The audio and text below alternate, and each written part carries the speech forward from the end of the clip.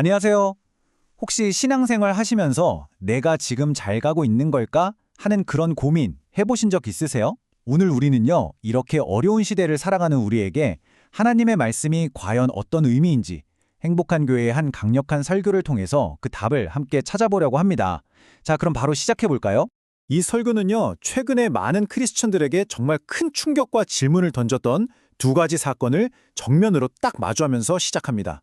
어쩌면 좀 불편하게 들릴 수도 있는 이야기인데요. 하지만 오늘날 우리가 왜 그 어느 때보다 말씀에 귀를 기울여야 하는지 그 절박한 이유를 바로 이 사건들이 보여주고 있습니다. 네, 정말 믿기 힘든 소식들이었죠. 평생 하나님의 열심을 그렇게 외치셨던 존경받는 목회자가 거액의 돈 문제로 논란이 되고 또 놀라운 하나님의 은혜를 전 세계에 알렸던 작가가 오랜 불륜으로 무너지는 모습을 보면서 많은 분들이 정말 큰 충격과 함께 이런 질문을 던졌을 겁니다. 도대체 뭐가 잘못된 걸까? 하고 말이죠.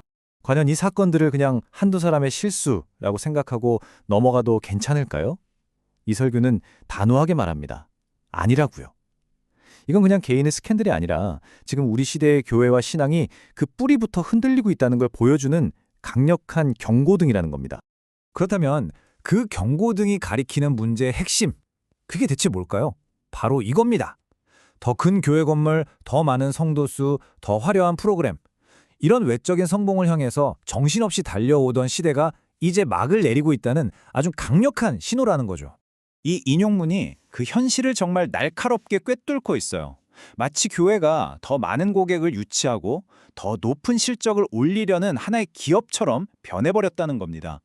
효율과 성과를 따지다 보니까 정작 가장 중요한 신앙의 본질은 잃어버렸고 이제 그 한계가 고스란히 드러나고 있다는 통렬한 지적인 거죠. 자, 그렇다면 정말 중요한 질문이 나오죠. 만약에 성장과 번영이라는 이 익숙한 길이 끝나가고 있다면 우리 이제 어디로 가야 할까요?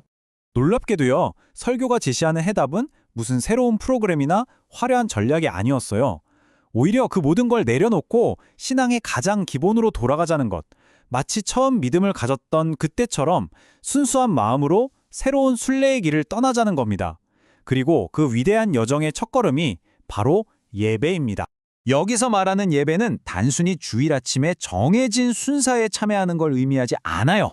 그보다 훨씬 더 큰 개념입니다. 예배란 이미 내 삶의 모든 영역에서 일하고 계시는 하나님을 발견하고 그분의 초대에 온 마음과 삶으로 네, 제가 여기 있습니다 하고 응답하는 거예요. 그리고 그 초청의 음성이 가장 선명하게 들리는 곳이 바로 예배의 자리라는 것이죠. 그렇다면 그 예배의 핵심은 뭘까요? 특히 우리 개신교 예배에서 정말 압도적인 비중을 차지하는 설교, 즉 말씀에 대해서 한번 깊이 들어가 보겠습니다. 도대체 왜 말씀이 이렇게까지 중요할까요?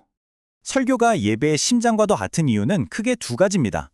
첫째, 우리가 믿는 하나님은 저 멀리서 침묵하시는 분이 아니라 우리에게 말씀하시는 분이라는 것.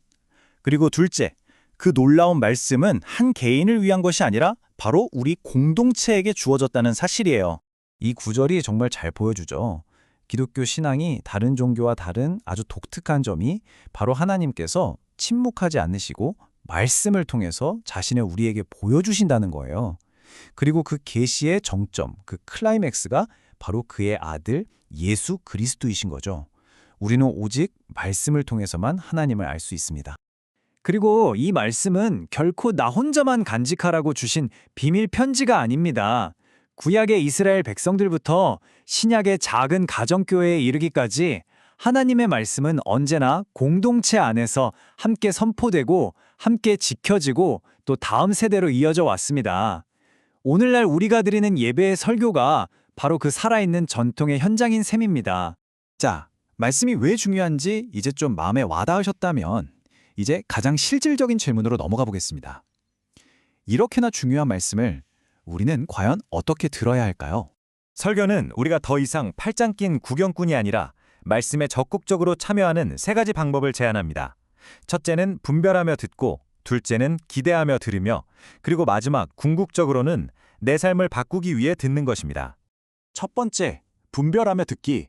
이거는 설교자의 흠을 잡거나 비판하라는 뜻이 절대 아닙니다. 오히려 사도행전에 나오는 베레아 사람들처럼요. 일단 아멘으로 말씀을 받되 이 말씀이 정말 예수 그리스도를 가리키고 있는가? 성경 전체의 가르침과 일치하는가 하고 진지하게 고민하는 아주 건강한 태도를 말하는 거예요. 두 번째는 기대하며 듣기입니다. 이건 뭐냐면 우리가 지금 한 사람의 좋은 강연을 듣는 게 아니라 그 사람의 입을 통해서 선포되는 살아있는 하나님의 음성을 듣는다는 그런 기대를 갖는 거예요. 이 구절처럼 우리가 말씀을 사람의 말이 아닌 진짜 하나님의 말씀으로 받을 때 그 말씀은 우리 안에서 기적을 일으키는 살아 움직이는 능력이 됩니다. 자, 이제 말씀을 듣는 궁극적인 목표로 나아가 보겠습니다. 그건 바로 단순히 지식을 쌓는 게 아니라 우리의 삶이 실제로 변화되는 겁니다. 이 비유 정말 강력하지 않나요?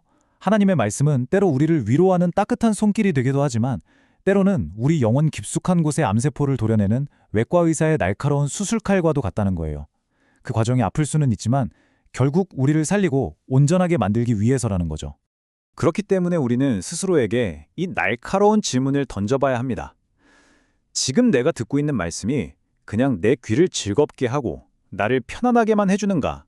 아니면 나를 불편하게 만들어서라도 진정한 변화로 이끌고 있는가? 진짜 살아있는 말씀은 우리를 그냥 가만히 내버려두지 않기 때문입니다.